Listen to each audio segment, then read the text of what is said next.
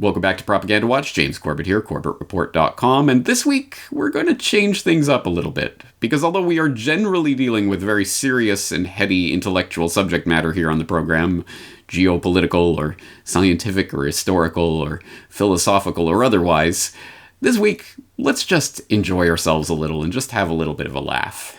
Because I have a confession to make.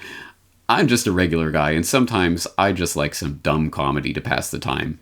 In fact, you might say, I like it very much. Wawa-weewa, high five. Yes, I vividly remember it must have been 13 years ago now, sitting around with some of my friends here in Japan and watching the Borat movie and laughing our collective asses off at the admittedly stupid and juvenile jokes and humor in that movie, but still laughing nonetheless. And I haven't followed everything Sacha Baron Cohen has done or his new TV series or what have you, but I've seen some of his other stuff, mostly in YouTube clips, and some of it's very funny. And so it was kind of puzzling. I just discovered apparently Sacha Baron Cohen delivered the keynote address at the ADL's 2019 Never Is Now Summit on Anti-Semitism and Hate. Well, that's kind of strange, but hey, it's Sacha Baron Cohen, the man of a million characters. This is bound to be a laugh riot, right? So let's watch. Thank you, Jonathan, for your very kind words. Thank you, the Anti-Defamation League, for this recognition and your work in fighting racism, hate, and bigotry. And to be clear, when I say racism, hate, and bigotry, I'm not referring to the names of Stephen Miller's Labradoodles.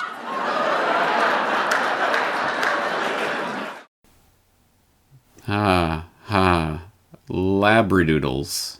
Yeah, I guess that's a funny word. Okay, it's a lame intro, but I'm sure it gets better from here. Let's stick with it. Now, I realize that some of you may be thinking, what the hell is a comedian doing speaking at a conference like this? I certainly am. I've spent most of the past 2 decades in character. In fact, this is the first ever time that I've stood up and given a speech as my least popular character, Sacha Baron Cohen. And I have to confess, it is terrifying. Wait a second. Something's off about this. What is he up to here? I realize that my presence here may also be unexpected for another reason. At times, some critics have said my comedy risks reinforcing old stereotypes. The truth is, I've been passionate about challenging bigotry and intolerance throughout my life. As a teenager in England, I marched against the fascist National Front and to abolish apartheid. As an undergraduate, I traveled around America and wrote my thesis about the civil rights movement with the help of the archives of the ADL.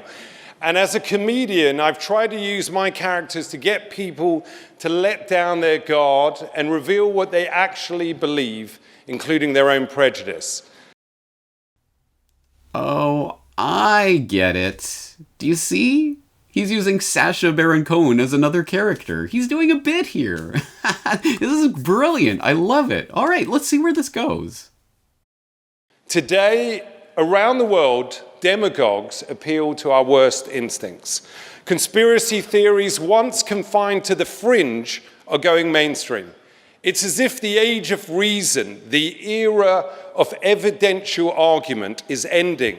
And now knowledge is increasingly delegitimized and scientific consensus is dismissed. Democracy, which depends on shared truths, is in retreat, and autocracy, which depends on shared lies, is on the march. Hate crimes are surging, as are murderous attacks on religious and ethnic minorities. Now, what do all these dangerous trends have in common? I'm just a comedian and an actor, I'm not a scholar, but one thing is pretty clear to me. All this hate and violence is being facilitated by a handful of internet companies that amount to the greatest propaganda machine in history. The greatest propaganda machine in history. Let's think about it. Facebook, YouTube, and Google, Twitter, and others, they reach billions of people. The algorithms these platforms depend on deliberately amplify the type of content that keeps users engaged, stories that appeal to our baser instincts and that trigger outrage and fear. It's why YouTube recommended videos by the conspiracist Alex Jones billions of times. It's why fake news outperforms real news, because studies show that lies spread faster than truth. And it's no surprise that the greatest propaganda machine in history has spread the oldest conspiracy theory in history, the lie that Jews are somehow dangerous. As one headline put it, just think what Goebbels could have done with Facebook. Yes! Oh, this is brilliant. Do you get it? This is comedy gold. He's going to show the audience how they're the fascists for wanting to suppress the political speech of their enemies under the guise of conspiracy theory. Oh, this is brilliant. Do you get it? I believe that it's time for a fundamental rethink of social media and how it spreads hate, conspiracies, and lies.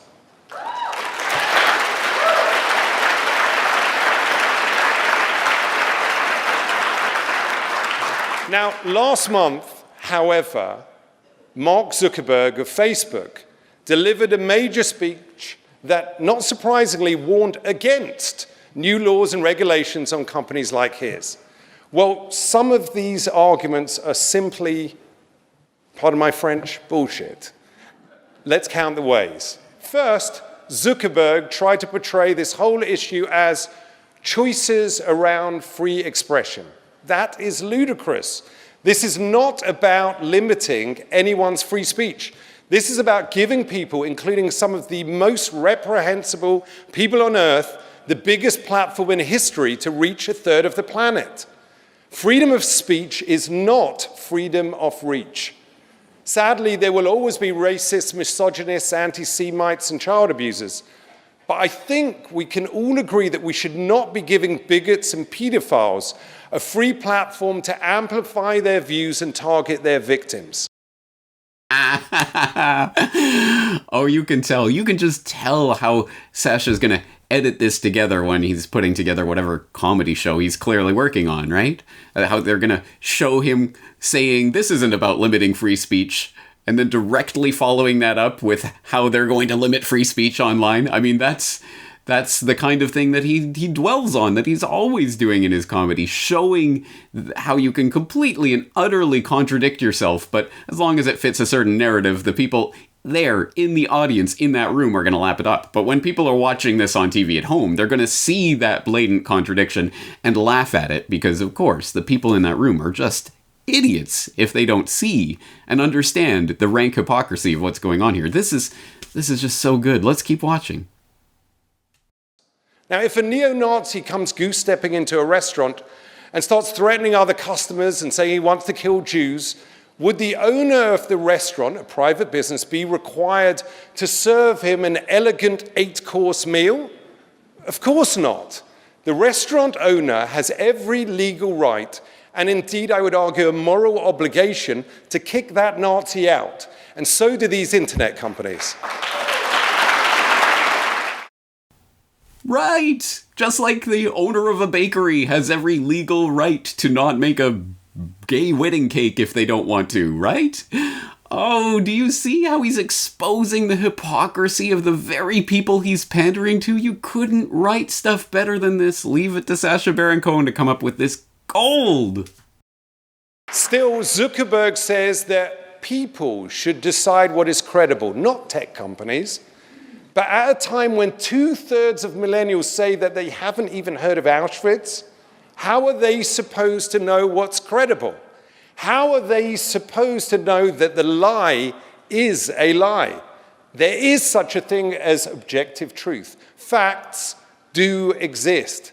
And if these internet companies really want to make a difference, they should hire enough monitors to actually monitor. Work closely with groups like the ADL and the NAACP, insist on facts, and purge these lies and conspiracies from their platforms.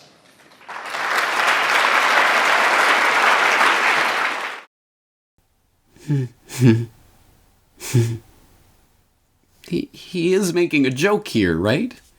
There is a punchline coming any second now, right? In the end, it all comes down to what kind of world we want.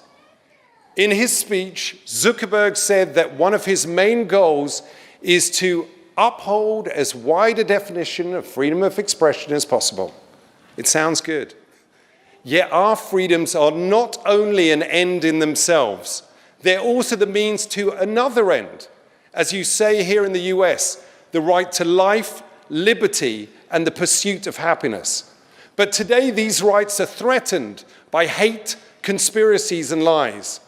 So allow me to leave you with a suggestion for a different aim for society. The ultimate aim of society should be to make sure that people are not targeted, not harassed, and not murdered because of who they are, where they come from, who they love, or how they pray.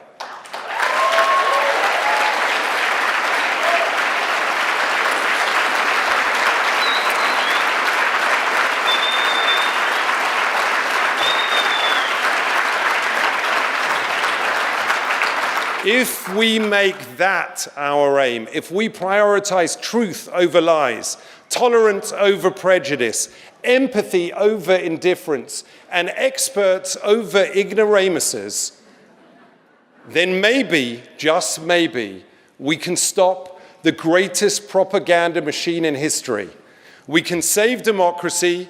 We can still have a place for free speech and free expression.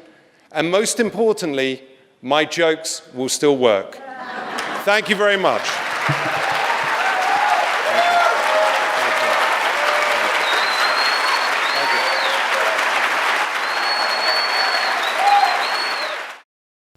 Oh dear God, he's serious, isn't he? Or at least he's trying to be serious. Yes, he's actually getting up there and calling for online censorship and suppression of political speech and deplatforming people that he disagrees with in the name of saving democracy and having a space for free speech and expression. It makes no sense. It is laughable, but just probably not in the way that Sacha Baron Cohen is accustomed to getting laughs. Yes, this is a ridiculous speech, and as always, I will invite or even implore you to go and watch or at least read through the whole thing so you get it all in context of what he's saying and the way he's saying it. But I think we'll have to do a little bit of analysis of these ideas because agree or disagree with what he's saying, you have to admit it's at least au courant. I mean, certainly, as you know by now, I'm sure, this is an idea that is increasingly popular amongst a large section of the public, whether on the left or the right side of the phony political spectrum. It doesn't matter. A lot of people do want to regulate big tech. The internet giants have gotten too big, and the only way to solve it is to have government step in and regulate it. And it's baffling to me, but there are people on the left and the right, and supposedly the opposite sides of this, that both want some form of government regulation and censorship. It's just that, as long as our guys are in charge of that process, that'll be the good end goal. Well, as I've talked about many times before, and will continue to do so, this is a problem, reaction, solution, internet censorship edition, and it is leading us down the road towards the regulation, the institution of internet monopolies, where none naturally exist. There is no reason you have to use these platforms, but there will be in the future once the regulatory hoops and hurdles are in place to make sure that competition, genuine competition to these platforms will never arise.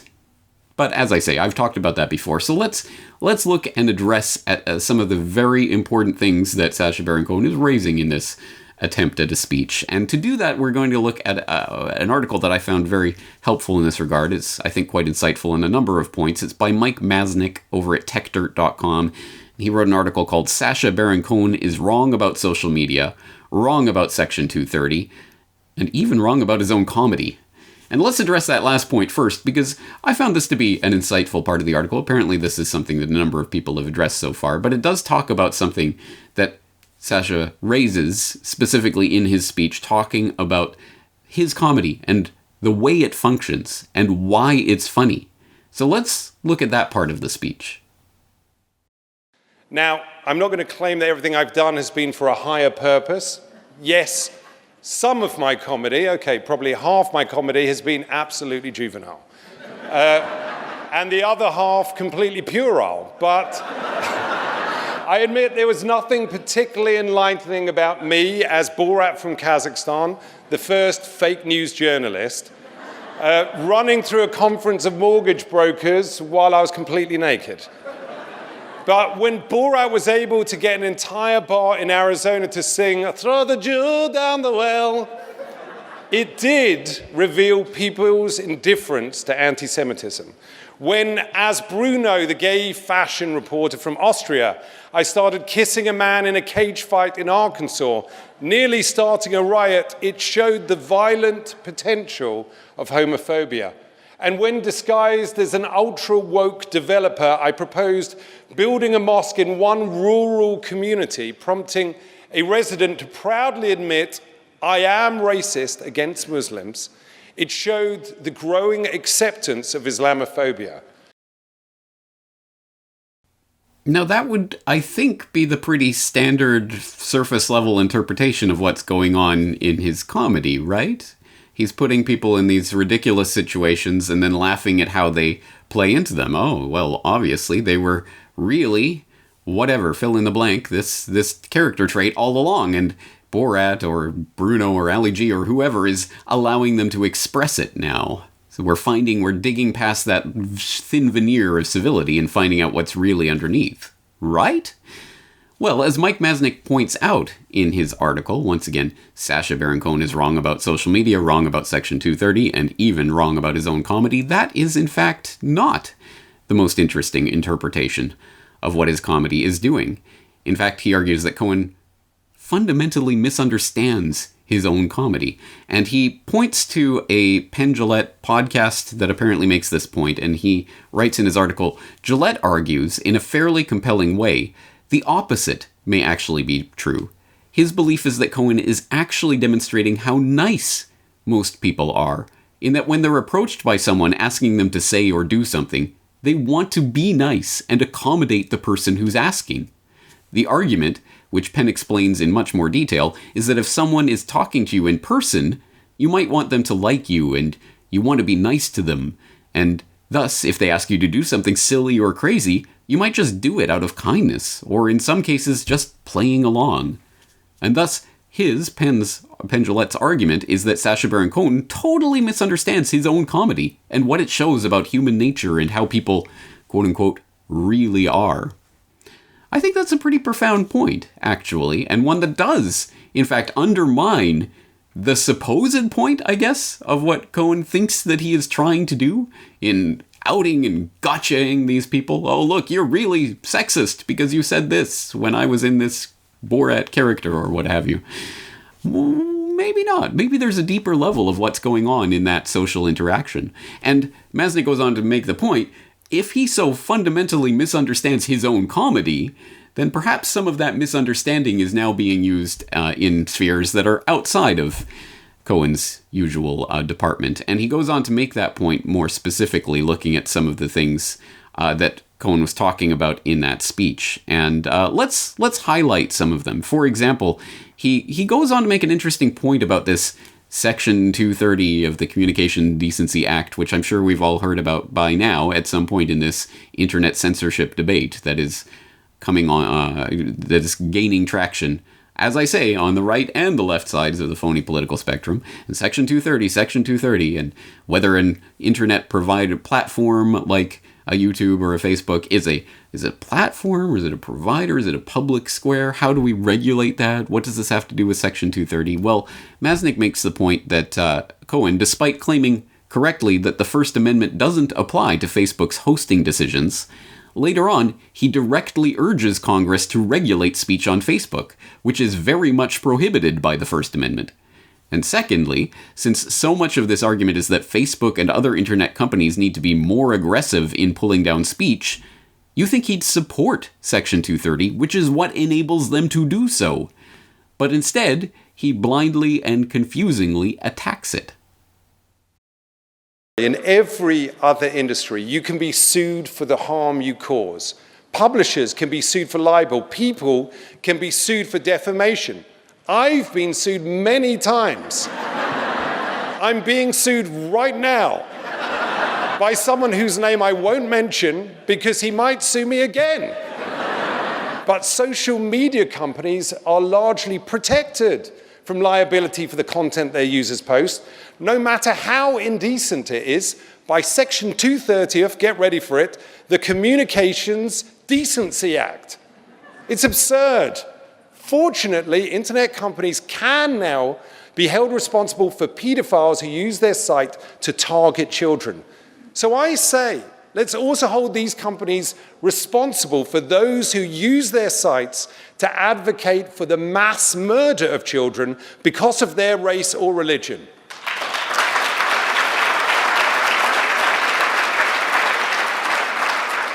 And maybe fines are not enough.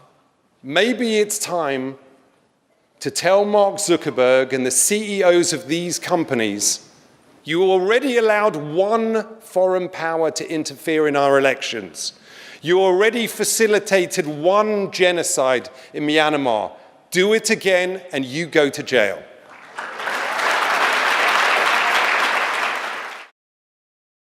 Continuing the Masnick article. This is so backwards and confused that it's difficult to know where to start, other than to note that the absurd part is in Cohen's description of all of this. First, the point of Section 230 is not about removing liability, but about properly applying the liability to the party who actually broke the law. He's right that people can be sued for defamation because they said something defamatory. Section 230 makes sure that those who are defamed sue those who defamed them, and not the intermediary tool that was used to publish the defamation. And his apparent shock that Section 230 was part of a law called the Communications Decency Act demonstrates his complete lack of knowledge of the history of the law and how it originated as a law for widespread censorship of the internet, which was all thrown out as unconstitutional. Section 230 is all that remains. Perhaps someone should send him a copy of Jeff Koseff's book, which explains all the history. His claim about internet companies can now be held responsible for pedophiles seems to be a near total misreading of last year's passing of FOSTA, which added an exception to Section 230 for sex trafficking, not for pedophilia. And of course, as we've pointed out way too many times, Section 230 has never protected sites from federal criminal charges in the first place. The final point is also nonsense. How exactly is Mark Zuckerberg supposed to prevent everyone from misusing Facebook to avoid apparent jail time? Cohen's answer in the speech is a mixture of ignorance and nonsense.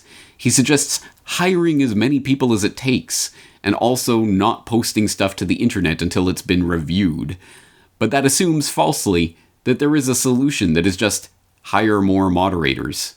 This is a riff on the standard nerd harder idea, but it's equally nonsensical. We're right back to the Masnick impossibility theorem. He's assuming there's some optimal level of content moderation that can be reached by just throwing more resources at it. There is not. He might as well be suggesting that the answer to all the bigots in the world is for Hollywood to hire more Sacha Baron Cohens until they expose them all. It's a silly suggestion that makes no sense. Alright, I'll stop reading the article there. There's a lot more points that Masnick makes that I think are worth making in regards to this speech, but at least this gives you a sense of some of the deeper issues that are involved here beyond the absolute, on its face, nonsense of saying that censoring speech online is going to provide a safe space for free speech online or something along those lines, and that we shouldn't regulate the internet, but we definitely need Congress to regulate the internet, and all of the other blatant contradictions that maybe Cohen doesn't even understand that he's making. I don't know. I'm not going to psychologize it. I'll let you come to your own conclusions. But at any rate, this is not just nonsense. I wish it was just nonsense. It is, of course, yet another brick in the wall of the argument for the censorship of the internet. And of course, it goes back to the old canards about conspiracy theorists online. And let me guess, it's going to be up to organizations like the ADL and their partners in the mainstream media to decide which sites get to or do not get to use these platforms or to post information on the internet generally. And we all know We all know where this is heading. We all know where this is heading. And this is the type of speech that is going to lead us there step by step by creating a demand, or at least seeming demand, for this very type of censorship. And as I say, this is being supported in various ways on both the left and the right now. That we do, well, of course, we need to break up big tech and we need to have the government come in and moderate and regulate it in some way. It's just, of course, maybe the two sides of the phony spectrum will differ on how that should be done. But of course, the government needs to step in and take control, nationalize the internet, or something along those lines. Which, again, I have gone through this before. If you did not watch my episode on Problem Reaction Solution Internet Censorship Edition, please go back to it. And we will continue going and following the trajectory of this narrative as it continues to unfold. But hopefully we can throw a few monkey wrenches into the works and stop this process, or derail it, or in other ways deflect it before it brings us to the point where voices like mine will undoubtedly be censored off of the internet altogether. Because, after all, I'm a conspiracy theorist, aren't I? Alright, as always, the links to all of the direct sources that we're talking about here today, including, of course, that speech, will be included in the show notes, so please go and check it out for yourself. That's going to do it for today. I am James Corbett of CorbettReport.com. The Corbett Report is brought to you by you. Your support makes the Corbett Report possible. Sign up for the subscriber newsletter or purchase a DVD at corbettreport.com/support.